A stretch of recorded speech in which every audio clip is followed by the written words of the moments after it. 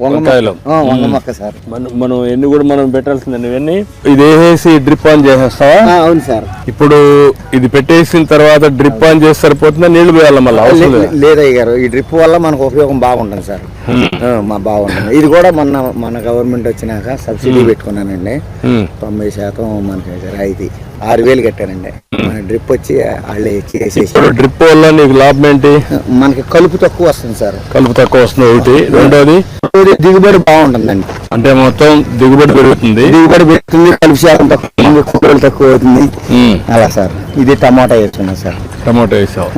దీనికి గుడ్డు పెట్టావా? దీనికి పెట్టలేదు సార్, దాని వరకు పెట్టుకున్నా. ఎంత ఉంది మొత్తం భూమి? 20 సెంట్లు వేసుకున్నా సార్. 20 సెంట్లు వేసావు. అవును సార్. ఎంత వస్తుంది నీకు ఎకరాకు? ఎకరానికి రోజు ఒక క్వింటాలు 5 క్వింటాలు అలా తేలుతుంది. ఇప్పుడు 20 సెంట్లు ఎంత వస్తుంది అనుకుంటున్నా? క్వింటా అవుతున్నాయండి సార్.